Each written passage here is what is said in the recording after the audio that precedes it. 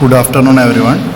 നമ്മളിന്ന് ഡിസ്കസ് ചെയ്യാൻ പോകുന്നത് മെറ്റീരിയൽ സയൻസ് ആൻഡ് മെട്രോളജി എന്നുള്ള സബ്ജക്റ്റിലെ ഫസ്റ്റ് മൊഡ്യൂളാണ്. അപ്പോൾ നമുക്ക് ഫസ്റ്റ് മൊഡ്യൂളിലെ കാര്യങ്ങളിലേക്ക് കിടക്കാം. വളരെ സിമ്പിളായിട്ടൊരു മൊഡ്യൂളാണ്. ജസ്റ്റ് കൺസെപ്റ്റുകൾ കാര്യങ്ങളൊക്കെ ഒന്ന് മനസ്സിലാക്കുക. എന്താണ് മെറ്റൽസ്, അതിനെ പറ്റിയിട്ടുള്ള ഒരു കോമൺ കാര്യങ്ങളൊക്കെയാണ് ഇതിൽ പഠിക്കാനുള്ളത്. എന്താണ് ഒരു മെറ്റീരിയൽ എന്ന് പറഞ്ഞു കഴിഞ്ഞാൽ, സ്റ്റഡി ഓഫ് മെറ്റീരിയൽ സയൻസ് എന്ന് പറഞ്ഞു കഴിഞ്ഞാൽ ഭയങ്കര ഇമ്പോർട്ടൻ്റ് ആണ് എന്നുള്ള കാര്യങ്ങളൊക്കെയാണ് ഫസ്റ്റ് പറഞ്ഞിട്ടുള്ളത്. Engineering is confined mainly the study of solid material using in engineering application, basic principle of solid state and physics and solid state and chemistry. അപ്പോൾ ഒരുപാട് മെറ്റീരിയൽസിനെ പറ്റിയിട്ട് നമുക്ക് ഈ മൊഡ്യൂളിൽ പഠിക്കാണ്ട്. പിന്നെ എന്താണ് structure of metals? On the basis of arrangement of constituent of particles solids R classified as. ഏതൊക്കെ തരം സോളിഡ്സ് ഉണ്ട് എന്നാണ്. ക്രിസ്റ്റലൈൻ സോളിഡ്സും ഉണ്ട്, നോൺ ക്രിസ്റ്റലൈൻ സോളിഡ്സും ഉണ്ട്. അപ്പോൾ ക്രിസ്റ്റലൈൻ സോളിഡ്സ് എന്താണെന്നാണ് പറയുന്നത്?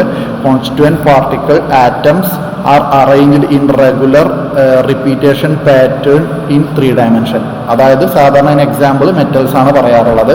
പിന്നെ non crystalline solids or amorphous solids, atoms or molecules are do not arranged in regular or repetition pattern. Repetition പാറ്റേണിൽ അല്ലാണ്ട് ആറ്റംസ് മോളിക്യൂളും അറേഞ്ച് ചെയ്തെന്ന് വെച്ചാൽ അതിനെ പറയുന്നതാണ് നമ്മൾ നോൺ ക്രിസ്റ്റലൈൻ സോളിഡ്സ്. അതിന് ബെസ്റ്റ് എക്സാമ്പിളാണ് നമ്മുടെ ഗ്ലാസ്, പിന്നെ റബ്ബർ, പ്ലാസ്റ്റിക് എന്നൊക്കെ പറയുന്നത്. ഓക്കെ. പിന്നെ ക്രിസ്റ്റലൈൻ സോളിഡും അമോർഫസ് സോളിഡിൻ്റെയും ഒരു പിക്ചോറിയൽ റെപ്രസെൻറ്റേഷനാണ് കൊടുത്തത്. ക്രിസ്റ്റലൈൻ എന്ന് പറഞ്ഞു കഴിഞ്ഞാൽ ഒരു ഓർഡേർഡ് അറേഞ്ച്മെൻ്റ് ആയിരിക്കും. അമോർഫസ് എന്ന് പറഞ്ഞു കഴിഞ്ഞാൽ ഒരു ഇറോർഡർ ഒരു റാൻഡം അറേഞ്ച്മെൻറ്റ് ഓഫ് മോളിക്യൂൾസ് ആയിരിക്കും. പിന്നെ ബേസിക്സ്, നമ്മളെ ഒരു മെറ്റീരിയൽ എടുത്തു കഴിഞ്ഞാൽ അതിൽ എന്തൊക്കെ കാര്യങ്ങൾ ഉണ്ടാവും എന്നുള്ളതിൻ്റെ ഒരു മൈക്രോസ്കോപ്പിക് സ്റ്റഡി. അതിൽ എന്താണ് സ്പേസ് ലാറ്റിസ് എന്നാണ് ഫസ്റ്റ് പറയുന്നത്. 3 dimensional network or imaginary lines connecting atoms in A crystal. ഒരു 3 dimensional നെറ്റ്വർക്കാണ് ബേസിക്കലി സ്പേസ് ലാറ്റിസ് എന്ന് പറഞ്ഞു കഴിഞ്ഞാൽ. ആ ലൈൻ, അതായത് ഈ ഓരോ പോയിന്റ് ആയിട്ടാണ് അറേഞ്ച് ഉണ്ടാവുക. ആ ലൈൻസിനെ തമ്മിൽ കൂട്ടി യോജിപ്പിച്ച് കഴിഞ്ഞ് കഴിഞ്ഞാൽ നമുക്കൊരു എൻറ്റയർ ക്രിസ്റ്റൽ കിട്ടും എന്നാണ് പറഞ്ഞിട്ടുള്ളത്. Unit cell, the smallest portion of space lattice which when repeated in all direction. എന്ന് വെച്ച് കഴിഞ്ഞാൽ വേറെ രീതിയിൽ പറഞ്ഞു കഴിഞ്ഞാൽ fundamental building block of A crystal is called unit cell. അതായത് ഞാൻ പറഞ്ഞിരുന്നു, ഇഷ്ടികയുടെ കാര്യം പറഞ്ഞിരുന്നു. ഇപ്പോൾ ഒരു ബിൽഡിംഗ് പണിയാണെന്ന് വെച്ച് കഴിഞ്ഞാൽ അതിൽ ഒരു ഇഷ്ടിക എന്ന് പറയുന്നതാണ് ഒരു യൂണിറ്റ് സെല്ല്. ഒരുപാട് ഇഷ്ടികകൾ ചേർത്ത് വെച്ച് കഴിഞ്ഞാൽ നമുക്ക് എന്ത് കിട്ടും? ഒരു വലിയൊരു ബിൽഡിംഗ് ക്രിയേറ്റ് ചെയ്യാൻ പറ്റും. ഓക്കെ. പിന്നെ സ്പേസ് ലാറ്റിസിൻ്റെ കാര്യങ്ങളൊക്കെയാണ് പറഞ്ഞിട്ടുള്ളത്. എങ്ങനെയാണ് സ്പേസ് ലാറ്റിസ്? ഇങ്ങനെ ഒരു ഗ്രിഡ് ലൈൻസ് മാതിരിയാണ് നമ്മൾ കാണിക്കുക. അപ്പോൾ അതിലൊരു ക്യൂബിക് സ്ട്രക്ചറാണ് അതിന് ഉണ്ടായിരിക്കുക. അപ്പോൾ അതിലെ കറസ്പോണ്ടിങ് ആംഗിൾസ്, ഓരോ ഫേസുകളും തമ്മിലുള്ള ആംഗിളാണ് ഇതിൽ കാണിച്ചിട്ടുള്ളത്. സ്പേസ് ലാറ്റിസും യൂണിറ്റ് സെല്ലും രണ്ടും ഇതിൽ കാണിച്ചിട്ടുണ്ട്. ഓക്കെ. ഇനി crystal structure of metals. Basically 3 സ്ട്രക്ചറുകളാണുള്ളത്. അതിൽ ഒന്നാമത്തെയാണ് ബോഡി സെൻറ്റേഡ്. എന്താണ്? സിംപ്ലി പറഞ്ഞാൽ ബോഡിയുടെ സെൻറ്ററിൽ ഒരു ആറ്റം, എല്ലാ കോർണറിലും ഒരു ആറ്റം. ഓക്കെ. അത് സാധാരണ at room temperature the iron exhibit BCC structure. Okay. പിന്നെ other metals possessing this structure are. ഏതൊക്കെയാണ് മറ്റുള്ള മെറ്റൽസ് എന്ന് പറഞ്ഞു കഴിഞ്ഞാൽ വനേഡിയം, മോളിബ്ഡിനം, ക്രോമിയം, ബേരിയം. അതൊക്കെ ഏത് സ്ട്രക്ചറാണ് പൊസസ് ചെയ്യുന്നത്? BCC സ്ട്രക്ചറാണ് പൊസസ് ചെയ്യുന്നത്.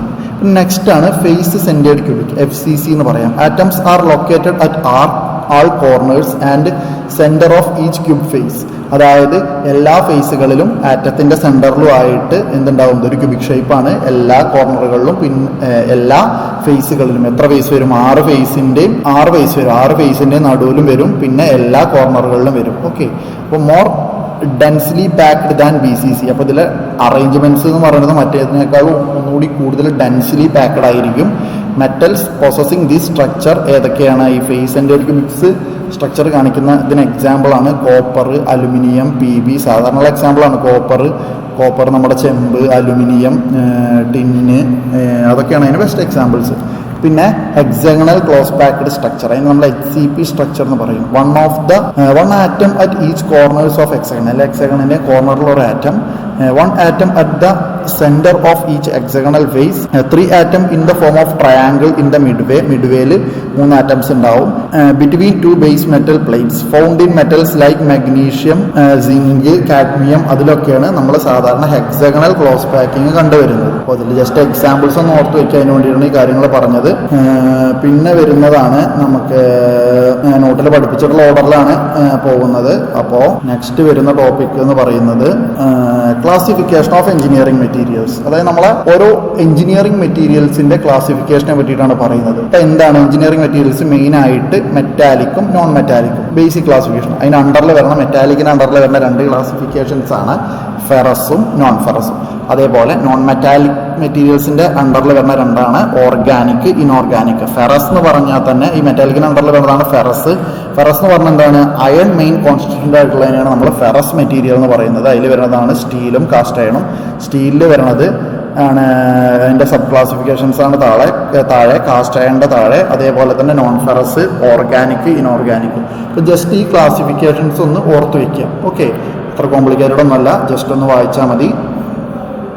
ഓക്കെ, പിന്നെ മെയിനായിട്ട് എന്താണ് അയൺ ആൻഡ് സ്റ്റീൽ? നമ്മുടെ നിത്യജീവിതത്തിൽ എവിടെ എടുത്തു നോക്കിയാലും അയണും സ്റ്റീലും ഉപയോഗിക്കുന്ന എല്ലാ സാധനങ്ങളിലും കണ്ണൊന്ന് തുറന്നു കഴിഞ്ഞാൽ കാണുന്ന ഒരുവിടെ എല്ലായിടത്തും ഇതിന്റെ പ്രസൻസ് ഉണ്ട് എന്നാണ് പറയുന്നത്, അല്ലേ? അയൺ ഇല്ലാത്തൊരു ലോകത്തിനെ പറ്റി നമുക്ക് ചിന്തിക്കാൻ പറ്റുമോ? പറ്റില്ല.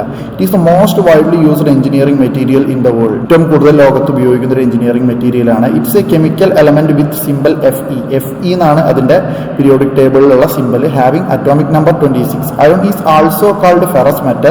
Ferrous metals are those which have iron as their main constituent. Ferrous metals iron ആയിരിക്കും main constituent. Ferrous metal commonly used in engineering practice are cast iron, wrought iron, steel and alloy steel. സാധാരണയായിട്ട് use ചെയ്യുന്ന materials ആണ് അതൊക്കെ.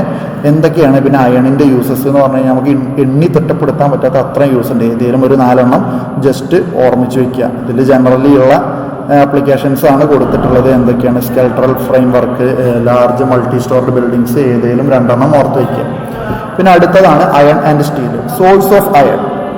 Okay, ഒന്നാമത്തെയാണ് source of iron. Iron is obtained from iron ore in the following sequence. അപ്പോൾ basically നമ്മൾക്ക് iron എവിടെ നിന്നാണ് കിട്ടുന്നത്? അയണിന്റെ റോക്സ് ഉണ്ടാവും. അതിനാണ് നമ്മൾ എന്ത് എക്സ്ട്രാക്ട് ചെയ്യുന്നത്? അയൺ എക്സ്ട്രാക്ട് ചെയ്യുന്നത്. പിന്നെ അതിനെ പിന്നെയും ട്രീറ്റ്മെന്റ് നടത്തിയിട്ട് അതിനെ പിഗ് അയൺ ആയിട്ട് കൺവേർട്ട് ചെയ്യുന്നു. പിന്നെയും ട്രീറ്റ്മെന്റ് നടത്തി കാസ്റ്റ് അയൺ, പിന്നെയും ട്രീറ്റ്മെന്റ് നടത്തി റോട്ട് അയൺ, പിന്നെയും ട്രീറ്റ്മെന്റ് നടത്തിയിട്ട് സ്റ്റീൽ. അത് ബേസിക്കലി ഇതിലെ കാർബൺ കണ്ടന്റും അതിലെ എലമെന്റ്സിന്റെയും കോമ്പോസിഷൻ മാറുന്നതിനനുസരിച്ച് ഇതിന്റെ പേരും മാറുന്നതാണ് പറയുന്നത്. ഓക്കെ, പിന്നെ മാനുഫാക്ചറിങ് ഓഫ് അയൺ 1 by 1 ആയിട്ട് പഠിക്കണം. ആ ഫ്ലോ ചാർട്ട് വെച്ച് ആലോചിക്കാം. ഫസ്റ്റത്തെ iron ores are compounds of iron, usually oxide of iron mixed with alumina, silica, clay. Iron ores contain 25 to 75% metallic iron. The following are the chief iron ores in which pig iron is extracted. Okay, അപ്പോൾ അയണിലുള്ള main ആയിട്ടുള്ള constituent, അതായത് magnetite, അതായത് അയണിന്റെ ഓറുകളെ പറ്റിയിട്ടാണ് പറയുന്നത്. എന്താണ് അയണിന്റെ or? അയണിന്റെ ഓറുകൾ സാധാരണ 4 ഉള്ളത്. ഏതൊക്കെയാണ്? Magnetite, haematite, limonite, siderite. അതിന്റെ കെമിക്കൽ ഫോർമുലയും കളറും അയൺ കണ്ടന്റും ആണ് ആ ടേബിളാർ ഫോമിൽ കൊടുത്തിട്ടുള്ളത്. ഓക്കെ, ഈ അയണിന്റെ ഫസ്റ്റ് ഫോം ആയിട്ടുള്ള പിഗ് അയണിനെ പറ്റിയിട്ടാണ്. Pig iron is obtained by heating and melting first 3 iron ores. ഏതൊക്കെയാണ് ഫസ്റ്റ് 3 iron ores? MHL, അല്ലേ?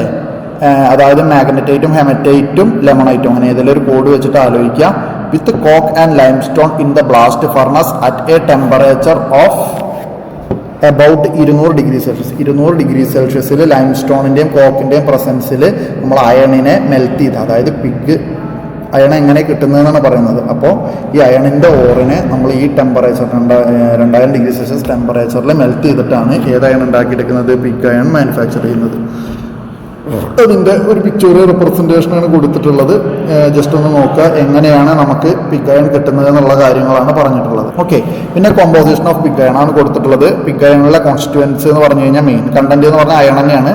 പിന്നെ കാർബൺ ഉണ്ടാവും, സിലിക്കൺ ഉണ്ടാവും, മാംഗനീസ് ഉണ്ടാവും, സൾഫർ ഉണ്ടാവും. അതിന് കറസ്പോണ്ടിങ് കണ്ടൻസ് ആണ് ആ താഴത്തേക്ക് കൊടുത്തിട്ടുള്ളത്. ഓക്കെ, പിന്നെ അടുത്തത് എന്താണ്? ക്ലാസിഫിക്കേഷൻ. നമ്മൾ ഒരു കാര്യം പഠിക്കുമ്പോൾ അതിന്റെ ക്ലാസിഫിക്കേഷൻ പഠിക്കണം. Classification of pig iron. അതിന്റെ ആ കളർ വെച്ചിട്ട് ആലോചിക്കുക. ആദ്യം grey pig iron, white pig iron, mottled pig iron. അപ്പോൾ ഗ്രേ പിഗ് അയൺ എന്ന് പറയുന്നത് കണ്ടെയ്ൻസ് 3 to 4% ഫ്രീ കാർബൺ, അതായത് ഗ്രാഫൈറ്റ് ഫോമിലാവും, combined carbon ഫോമിലാവും.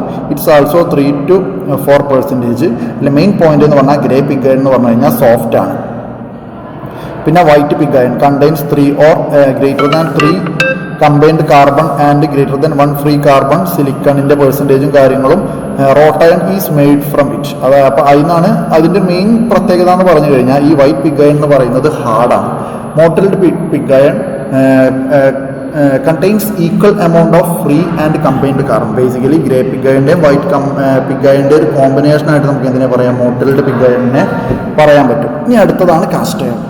Cast iron is manufactured by remelting grey pig iron. അപ്പോൾ ഏതാണ് റീമെൽറ്റ് ചെയ്യുന്നത്? Remelting grey pig iron foundry basically foundry pig iron. അത് അയണിൻ്റെ ഫസ്റ്റ് ഫോം ആണല്ലോ. In a cupola furnace. ഫർണസിൻ്റെ name മാറി. കാസ്റ്റ് അയൺ ഏതാണ്? Cupola furnace. നേരത്തെ പറഞ്ഞത് ഏതായിരുന്നു? ബ്ലാസ്റ്റ് ഫർണസ് ആയിരുന്നു. Okay, cupola furnace and running it into mould of shape required. Cast iron differs considerably from wrought iron in chemical composition and physical characteristics. The most important consideration affecting the character and properties of cast iron is the carbon content. അത് carbon content ആണ് കാസ്റ്റ് അയണിന്റെ main പ്രത്യേകത. Carbon content ഭയങ്കര കൂടുതലായിരിക്കും cast അയണിൽ. Cast iron is divided into 3 case. ആ cast അയണിൽ കാർബൺ കണ്ടന്റ് മാറുന്നതിനനുസരിച്ചിട്ട് നേരത്തെ അതേ ക്ലാസിഫിക്കേഷൻ തന്നെ, പേര് മാത്രം അവിടെ കാസ്റ്റ് അയൺ മാറ്റി കൊടുത്തത്. ഏതൊക്കെയാണ്? Grey cast iron, white cast iron, mottled cast iron. അപ്പോൾ അതിൻ്റെ കാര്യങ്ങളും ഒന്ന് ജസ്റ്റ് വായിച്ച് നോക്കാം. അതിൽ ഏതാണ് മെയിൻ കോൺസ്റ്റിറ്റ്യൂവൻ്റ്, ഏതൊക്കെ എലമെൻറ്റ്സ് ആണ് എന്നുള്ളത് അതാണ് അതിൽ കൊടുത്തിട്ടുള്ളത്. ഓക്കെ, ഇനി properties and use of cast iron. എന്തിനൊക്കെയാണ് കാസ്റ്റ് അയൺ യൂസ് ചെയ്യുന്നത്? Cast iron is strong and compression but weak in tension. It is brittle and does not absorb shock. വേഗം പൊട്ടിപ്പോവും cast iron. Does not possess the property of ductility and malleability. എന്താണ് ductility? നമുക്ക് ഇഷ്ടമുള്ള ഷേപ്പിലേക്ക് deform ചെയ്യാൻ പറ്റും. Malleability എന്ന് പറഞ്ഞാൽ എന്താ? മെറ്റലിനെ തിൻ ഷീറ്റായിട്ട് കൺവേർട്ട് ചെയ്യാൻ പറ്റും. അങ്ങനെയുള്ള ഒരു പ്രോപ്പർട്ടിയും എന്തിനില്ല? കാസ്റ്റ് അയൺ ഇല്ല. Shrinkage of cast iron is high range from 0.5 to 3%. എന്താണ് ശ്രിങ്കേജ് എന്ന് പറഞ്ഞു കഴിഞ്ഞാൽ? നമ്മൾ മോൾഡ് ക്യാവിറ്റിയിലേക്ക് മോൾട്ടൺ മെറ്റൽ പോർ ചെയ്യുമ്പോൾ എന്ത് ചെയ്യും? അതൊന്ന് ചുങ്ങും. ഓക്കെ, അപ്പോൾ അതിൻ്റെ ആ ചുങ്ങലിനെയാണ് നമ്മൾ ശ്രിങ്കേജ് എന്ന് പറയുന്നത്. അപ്പോൾ എന്ത് ചെയ്യും? അത് ഒറിജിനൽ ക്യാവിറ്റിയുടെ ഷേപ്പ് ആവില്ല അതിന് കിട്ടുക. അതായത് കുറച്ച് കുറയും, കാരണം ഈ ചുങ്ങൽ കാരണം. Okay, use of cast iron. എന്തൊക്കെ യൂസാണ് cast iron? It is use to make CI pipes, making manhole, carriage wheels, gate, റെയിൽവേസിലുള്ള റെയിൽസ് ഒക്കെ ഉണ്ടാക്കാൻ നമ്മൾ എന്ത് യൂസ് ചെയ്യാറുണ്ട്? ജനറലി കുറച്ച് അപ്ലിക്കേഷൻസ് ഒന്ന് മെമ്മറൈസ് ചെയ്ത് വയ്ക്കുക. ഓക്കെ, പിന്നെ അടുത്തതാണ് wrought iron. Wrought iron is manufactured by melting the white pig iron. നേരത്തെ ഏതായിരുന്നു? അപ്പോൾ ആ ഡിഫറൻസ് മനസ്സിലാക്കിയിട്ട് പഠിക്കുക. ഓക്കെ, അപ്പം നേരത്തെ എന്തായിരുന്നു മെൽറ്റ് ചെയ്തിരുന്നത്? ഒന്ന് ജസ്റ്റ് എടുത്ത് നോക്കുക. എന്താണ്? റീമെൽറ്റിംഗ് ഗ്രേ പിഗ് അയൺ ആയിരുന്നു. അത് മാറിയിട്ട് ഇവിടെ എന്തായത്? Wrought iron is melting white pig iron. Grey മാറിയിട്ട് ഇവിടെ എന്തായി? White pig iron. പിന്നെ പുഡിംഗ് ഫർണസ്. ഏതാണ് furnace? Pudding furnace. Wrought iron is the purest form of iron containing less than 0.12% of carbon. അതിൻ്റെ കാർബൺ കണ്ടന്റുകളാണ് കൊടുത്തിട്ടുള്ളത്. പിന്നെ അതിലെ ഓരോ കോൺസ്റ്റിറ്റ്യുവൻസ് എത്ര പെർസെൻറ്റേജ് ഉള്ളത് ആണെന്നാണ് ടേബിളിൽ കൊടുത്തിട്ടുള്ളത്. അപ്പോൾ അതൊന്ന് ജസ്റ്റ് നോക്കുക. ഓക്കെ, പിന്നെ അടുത്താണ് properties of wrought iron. Wrought അയണിന് എന്തൊക്കെ പ്രോപ്പർട്ടികൾ ഉണ്ട് എന്നാണ് പറയുന്നത്. എന്തൊക്കെയാണ് wrought iron? It become partly very plastic ആണ്. Red heat could be forged about 1650 degree Fahrenheit and melts at 2800 degree Fahrenheit. Wrought iron is very malleable and ductile. ഈ മാലിയബിളും ഡക്റ്റൈലും ആണ്. Its tensile strength varies from 48,000 to 50,000 PSI വരെ അതിന് tensile strength. Tensile strength എന്ന് പറഞ്ഞാൽ tensile load എന്ന് പറഞ്ഞു കഴിഞ്ഞാൽ രണ്ട് സൈഡിൽ നിന്നും പിടിച്ച് വലിക്കുക എന്ന് ആലോചിക്കുക. It is stronger in compression by 25%. Shear strength varies from 20,000 to 35,000 PSI. Generally ഒന്ന് ഓർത്ത് വയ്ക്കുക. പിന്നെ wrought iron shows good resistance to fatigue and corrosion. നല്ല ഫാറ്റീഗ് റെസിസ്റ്റൻസും കൊറോഷൻ റെസിസ്റ്റൻസും ഉണ്ട്. പിന്നെ important property, it can be welded with easy ആയിട്ട് വെൽഡിങ്ങിനും കാര്യങ്ങൾക്കും നമുക്ക് എന്ത് ചെയ്യാൻ പറ്റും? ഇത് യൂസ് ചെയ്യാൻ പറ്റും. പിന്നെ യൂസ് ഓഫ് റോട്ട് അയൺ. എവിടെയൊക്കെയാണ് റോട്ട് അയൺ യൂസ് ചെയ്യുന്നത്? For standard pipes, bars, rod, wire, plate, പിന്നെ നമ്മുടെ ബ്രിഡ്ജ്, ബിൽഡിങ്സ്, എവിടെയൊക്കെ കൺസ്ട്രക്ഷൻ ഫീൽഡിലൊക്കെ ഒരുപാട് യൂസ് ചെയ്യുന്നുണ്ട് ഇത് റോട്ട് അയൺ. അപ്പോൾ റോട്ട് അയണും കഴിഞ്ഞു. പിന്നെ സ്റ്റീലും ഒരു ഇമ്പോർട്ടൻ്റ് ആയിട്ടുള്ള, അതായത് ബേസിക്കലി എല്ലാത്തിലും ഇതിൻ്റെ കാർബണിൻ്റെ കണ്ടന്റ് ഇങ്ങനെ മാറി വരികയാണ്. Steel is A iron carbon alloy having A carbon content less than 2% and generally below 1.5%. It is usually contain a substantial quantity of manganese. It is usually malleable, having properties of toughness as well as strength. There are 4 grades of steel depending on the carbon content. അപ്പോൾ carbon content vary ചെയ്യുന്നതിനനുസരിച്ച് സ്റ്റീലിനെ നമുക്ക് 4 ആയിട്ട് തരംതിരിക്കാനാണ് പറഞ്ഞിട്ടുള്ളത്. Low carbon steel, medium carbon steel, medium high carbon steel, high carbon steel. 0.05 to 0.15 ആണ് low carbon സ്റ്റീലിലെ carbon content. മറ്റേ മീഡിയത്തിൽ 0.15 to 0.30% ആണ്. മീഡിയം ഹൈ കാർബൺ സ്റ്റീലിൽ 0.30 to 0.60% കാർബൺ ആണ്. ഹൈ കാർബൺ സ്റ്റീൽ എന്ന് പറഞ്ഞു കഴിഞ്ഞാൽ കാർബണിന്റെ പെർസെൻറ്റേജ് മാക്സിമം 0.60 to 1.50%. ഞാൻ പറഞ്ഞു 1.50% വരെ കാർബൺ ഉള്ളതിനാണ് നമ്മൾ എന്തെന്ന് പറയുന്നത്, സ്റ്റീൽ എന്ന് പറയുന്നത്. അപ്പോൾ ആ കാർബൺ പെർസെൻറ്റേജ് വരെ ഉള്ളതിനെ നമുക്ക് എന്ത് പറയാൻ പറ്റും, high steel or hard steel എന്ന് പറയാൻ പറ്റും. ഓക്കെ, പിന്നെ എൻ്റെ കാർബൺ കണ്ടന്റ് ജനറലി അതായത് low carbon, medium carbon, high carbon എന്നാണ് നമ്മൾ ജനറലി പറയാറുള്ളത്. അതിലെ കാർബൺ കോമ്പോസിഷൻ ഓരോന്നിനെയും കൊടുത്തിട്ടുണ്ട്, അതിൻ്റെ യൂസും. ലോ കാർബൺ ആ പേര് പോലെ തന്നെ അവിടെ കാർബൺ കുറവാണെന്ന് മനസ്സിലാക്കുക. എന്താണ് ഹൈ ഡക്ടിലിറ്റി, ലോ സ്ട്രെങ്ത്, അത് എന്തൊക്കെ ഉണ്ടാക്കാനാണ്, നെയിൽസ്, റിവെറ്റ്സ്, പൈപ്പൊക്കെ ഉണ്ടാക്കാനാണ് യൂസ് ചെയ്യുന്നത്. മീഡിയം കാർബൺ സ്റ്റീലാണെന്ന് വെച്ചാൽ 0.25 to 0.5 carbon, tough, ductile, stronger ആണ്. ഷാഫ്റ്റുകളും എഞ്ചിൻ പാർട്സും tools, machine components, screwdrivers അതൊക്കെ ഉണ്ടാക്കാനാണ് മീഡിയം കാർബൺ സ്റ്റീൽ നമ്മൾ എന്ത് ചെയ്യുന്നത്, യൂസ് ചെയ്യുന്നത്. ഹൈ കാർബൺ സ്റ്റീൽ എന്ന് പറഞ്ഞു കഴിഞ്ഞു കഴിഞ്ഞാൽ ബേസിക്കലി കട്ടിംഗ് ടൂൾസ് ഉണ്ടാക്കാനെന്ന് ഓർത്ത് വയ്ക്കുക. Very good hardness and strength, spring, anvil, hammer, അതേപോലെ തന്നെ chisel, disc, knifes, hacksaw blades അതൊക്കെ ഉണ്ടാക്കാൻ നമ്മൾ ഏത് സ്റ്റീലാണ് യൂസ് ചെയ്യുക, ഹൈ കാർബൺ സ്റ്റീലാണ് യൂസ് ചെയ്യുക.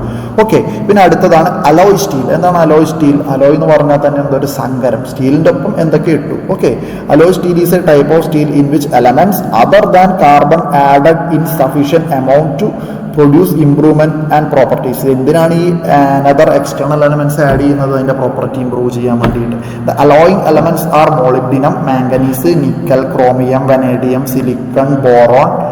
Alloying elements are added to increase strength, hardness, wear resistance and toughness. അപ്പോൾ എന്തൊക്കെ ആഡ് ചെയ്യണമെന്ന് കുറച്ച് എലമെന്റിന്റെ പേരുകൾ ഞാൻ CNC എന്നൊരു കോഡൊക്കെ വെച്ച് പറഞ്ഞു തന്നിരുന്നു.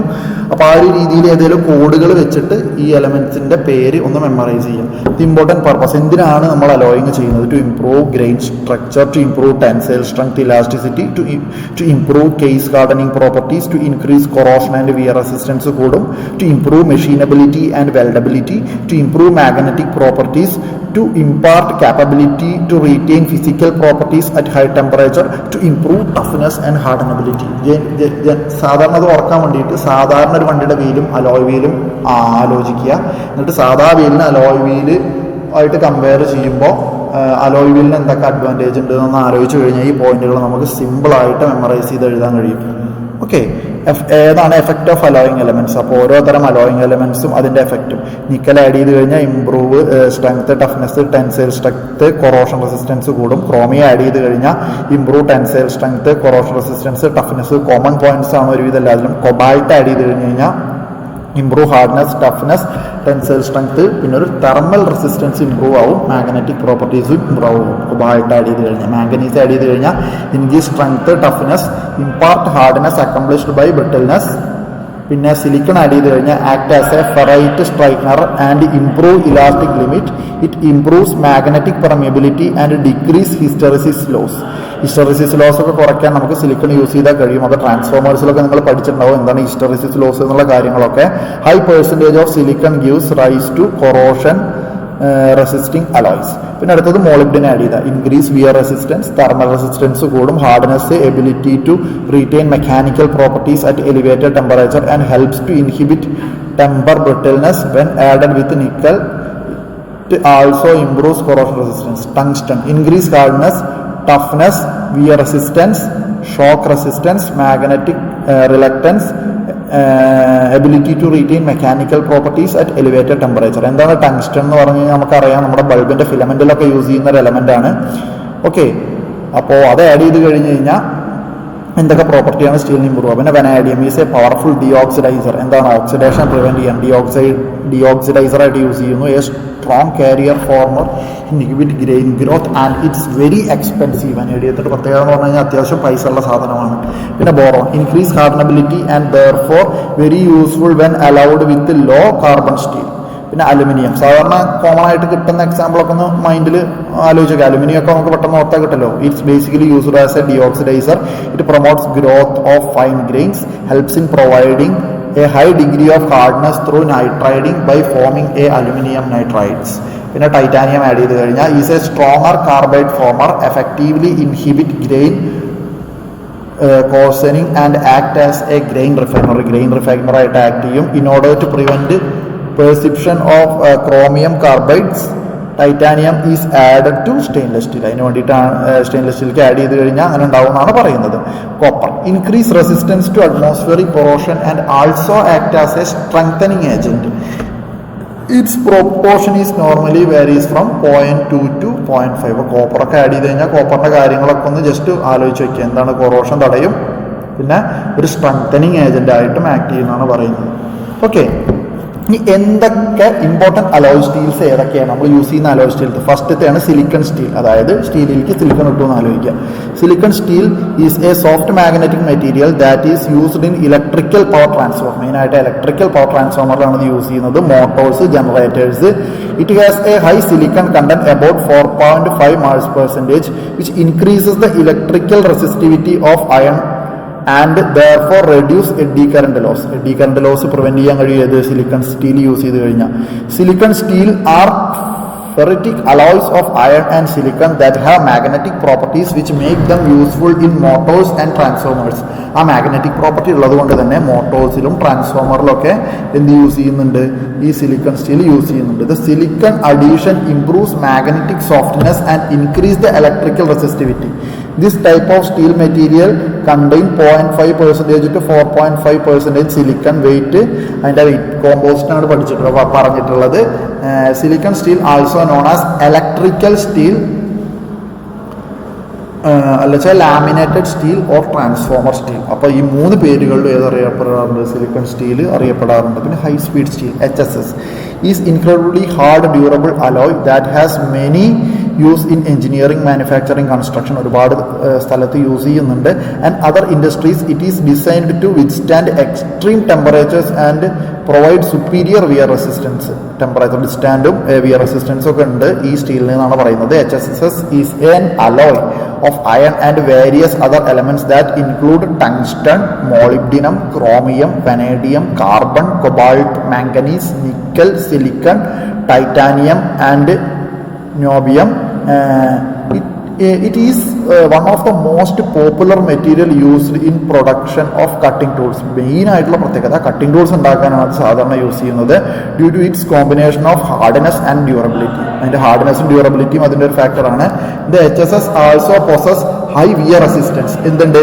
ഒരു ഹൈ വിയർ റെസിസ്റ്റൻസ് എന്ത് ചെയ്യുന്നു? ഇത് പൊസസ് ചെയ്യുന്നു. പിന്നെന്താണ്? Excellent hardness. ഇതിനെന്തുണ്ട്? ഒരു എക്സലന്റ് ഹാർഡ്നെസ് പൊസസ് ചെയ്യുന്നു. Good shock resistance. എന്താണ്? ഒരു ഹൈ ഷോക്ക് റെസിസ്റ്റന്റ് മെറ്റീരിയൽ ആയിട്ട് ഇത് ആക്ട് ചെയ്യുന്നു. And fair മെഷീനബിലിറ്റി. This makes ideal four use in application such as machining, drilling. അപ്പോൾ മെയിനായിട്ട് ഈ HSS സ്റ്റീൽ യൂസ് ചെയ്യുന്നത് എവിടൊക്കെയാണ് യൂസ് ചെയ്യുന്നത്? ഡ്രില്ലിങ്ങിൽ, അതേപോലെ തന്നെ മില്ലിംഗ് ടൂൾസിൽ, അങ്ങനത്തെ കട്ടിംഗ് ടൂളുള്ള ഏരിയകളിലൊക്കെയാണ് കൂടുതലായിട്ട് ഈ ഹൈ സ്പീഡ് സ്റ്റീൽ യൂസ് ചെയ്യുന്നത്. ഓക്കെ, പിന്നെ ഒന്നാമത്തെ ഈ HSS സ്റ്റീലിന്റെ ക്ലാസിഫിക്കേഷനാണ് 1841 ഹൈ സ്പീഡ് സ്റ്റീൽ, അതേപോലെ കൊബാൾട്ട് ഹൈ സ്പീഡ് സ്റ്റീൽ, അതേപോലെ തന്നെ vanadium high speed steel, molybdenum high speed steel. Okay, അപ്പോൾ ഇത് എന്താണ് 1841 ഹൈ സ്പീഡ് സ്റ്റീൽ എന്ന് പറഞ്ഞു കഴിഞ്ഞാൽ it is considered to be one of the best of all purpose tools. സാധാരണയായിട്ട് ബെസ്റ്റ് ആൾ പർപ്പസിന് യൂസ് ചെയ്യുന്ന ഒന്നാണ്. It contains 80% tungsten, 4% chromium, 1% vanadium. അപ്പോൾ അതിന്റെ പെർസെൻറ്റേജുകൾ കാര്യങ്ങളൊക്കെ എല്ലാത്തിനും ഒന്ന് പഠിച്ചു വെക്കുക. കൊബാൾട്ട് ഹൈ സ്പീഡ് കാണിച്ചു കഴിഞ്ഞാൽ സ്റ്റീലിലേക്ക് എന്താ നമ്മൾ ആഡ് ചെയ്യുന്ന? കൊബാൾട്ട് ആഡ് ചെയ്യുന്നു. കറസ്പോണ്ടിങ് പെർസെൻറ്റേജ് എന്തൊക്കെ ഉണ്ടാവും? ടങ്സ്റ്റണും ക്രോമിയം എലമെന്റ്സ് ഉണ്ടാവും. പിന്നെ വനേഡിയം ആണെന്ന് വെച്ച് കഴിഞ്ഞാൽ വനേഡിയാണ് നമ്മൾ എന്ത് ചെയ്യുന്നത്? ആഡ് ചെയ്യുന്നത് HSS സ്റ്റീലിലേക്ക്. അതിൽ എന്തുണ്ടാവും? കറസ്പോണ്ടിങ് ആയിട്ട് ഓരോ അലോയിങ് എലമെന്റ്സ് ഉണ്ടാവും. മോളിബ്ഡിനാണെന്ന് വെച്ച് കഴിഞ്ഞാൽ മോളിബ്ഡിനം ആണ് സ്റ്റീലിലേക്ക് ആഡ് ചെയ്യുന്നത്. ഓരോ പെർസെൻറ്റേജ് ടങ്സ്റ്റണും വനേഡിയം ഒക്കെ എത്ര പെർസെൻറ്റേജ് ഉള്ളതെന്നൊന്ന് ജസ്റ്റ് നോക്കി വെക്കുക. Okay, heat resisting steel. പേര് പറയും പോലെ തന്നെ ഹീറ്റ് റെസിസ്റ്റിവിറ്റി ഉള്ള, ടെമ്പറേച്ചറിനെ റെസിസ്റ്റ് ചെയ്യാൻ കപ്പാസിറ്റി ഉള്ള സ്റ്റീലിനെ എന്ത് പറയുക? Heat resisting steel. Heat resistant level of a stainless steel are grade by varying depending on the grade, on the type of grade. being used. Ferric and martensic grade. ഫെറിക്കും martensitic ഗ്രേഡുള്ള സ്റ്റീലുകളാണ് have low heat resistance than austenitic grade. Okay, therefore austenitic grade tends to have high heat resistance level and can be used in application where temperature may exceed to 800 degree Fahrenheit, അതായത് 420 degree Celsius. Some of the common heat resisting steel example ആണ് 304L, 310S, ഓസ്റ്റനിസ്റ്റിക് steel, അതൊക്കെ അതിന് examples ആണ്. അപ്പോൾ എക്സാമ്പിളും കാര്യങ്ങളൊക്കെ ഒന്ന് just ഓർത്ത് വയ്ക്കുക. ഓക്കെ, പിന്നെ അടുത്തത് spring steel. Spring steel is A specific type of steel energized for its high yield strength, elasticity, hardness and resilience, which makes it suitable for use of springs and other applications. ആ spring സ്റ്റീലിന്റെ പേര് പറയുമ്പോൾ തന്നെ spring manufacture ചെയ്യാനാണ് എന്ത് ചെയ്യുന്നത്, ഇത് use ചെയ്യുന്നത്. And retaining clips and tabs. Steel used for spring steel are usually subjected to combustion tension. നമ്മുടെ വണ്ടിയുടെ ഷോക്ക് അബ്സോർബറിന് ആലോചിക്കുക. And torsion. They should not possess high elastic limit, good elongation and high fatigue resistance ഉണ്ടായിരിക്കും.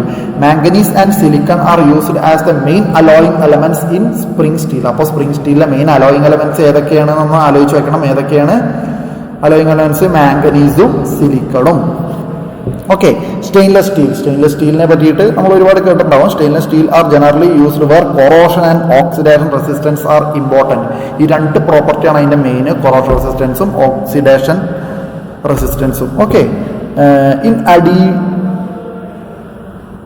In addition they also have good creep strength. അതിന് എന്തുണ്ട്? Temperature creep strength എന്ന് പറഞ്ഞു കഴിഞ്ഞാൽ, creep എന്ന് പറഞ്ഞാൽ എന്താ? ടെമ്പറേച്ചർ ഡിപ്പെൻഡന്റ് ഫെയിലിയർ ആണ്. അപ്പോൾ അതിന് ഹൈ ക്രീപ്പ് റെസിസ്റ്റൻസും ഉണ്ട്. In these chromium is the main alloying element and some varieties of nickel is also added. Chromium forms a protective passive film and offers the necessary resistance to corrosion. എന്താണ് ഇവിടെ ഉണ്ടാവുന്നത് പറഞ്ഞു. ഇതിൽ ഏതൊക്കെയാണ്? Chromium ആണ് ഇതിലെ മെയിൻ അലോയിങ് എലമെന്റ് ആയിട്ട് നമ്മൾ ആഡ് ചെയ്യണത്. ആൻഡ് നിക്കലും ആഡ് ചെയ്യുന്നുണ്ട്. ഈ ക്രോമിയം ആഡ് ചെയ്യുമ്പോൾ ഒരു പ്രൊട്ടക്റ്റീവ് ഫിലിം എന്ത് ചെയ്യും? ക്രോമിയം അതിൻ്റെ മുകളിൽ ഫോം ചെയ്യും. എന്നിട്ട് എന്ത് ചെയ്യും? അത് ഓക്സിഡേഷൻ പ്രിവെന്റ് ചെയ്യുന്നതാണ് പറയുന്നത്. അപ്പോൾ അതിന്റെ കാര്യങ്ങളാണ് കൊടുത്തിട്ടുള്ളത്. പിന്നെ ഓക്കെ, അപ്പോൾ സ്റ്റെയിൻലെസ് സ്റ്റീലിന്റെ percentage of chromium, percentage of നിക്കലും ഉള്ള ഒരു ഗ്രാഫാണ് കൊടുത്തിട്ടുള്ളത്. അപ്പോൾ ആ ഗ്രാഫ് ഒന്ന് നോക്കുക.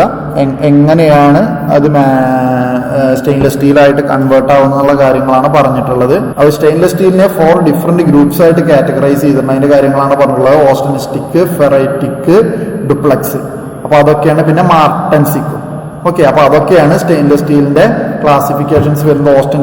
The austenitic group compromise the most common type of stainless steel. Austenitic steels are in comparison with other type containing elevated levels of chromium. അതാണ് അതിന്റെ ഇമ്പോർട്ടൻ്റ് ആയിട്ടുള്ളത്. ഇനി ഫെറിക് ആണ് വെച്ച് കഴിഞ്ഞാൽ containing anywhere between 10.5% to 27% chromium. Ferric stainless steel usually have low carbon consistence, not more than 0.1%. Ferric stainless steels are magnetic and are primarily chosen for resistance to temperature. Oxidation and temperature resistance ഒക്കെ ഉണ്ട് എന്നാണ് പറയുന്നത്. പിന്നെ duplex steel. Duplex stainless steel are combines the austenitic with the ferritic in equal portion. അതായത് മറ്റു രണ്ടിനെയും combination ആയിട്ട് ആലോചിക്കുക. Resulting in a metal that is stronger than both. This higher strength can lead to considerable weight reduction. Duplex steels have roughly twice the strength compared to the austenitic steel and also improve resistance to corrosion. Okay, പിന്നെ മാർട്ടൻസിക് steel ആണ് അടുത്തത്. They contain 12 to 18% chromium. അപ്പോൾ എല്ലാവരും main chromium എന്നുള്ള element ഒരു main element ആണെന്ന് ആലോചിക്കുക.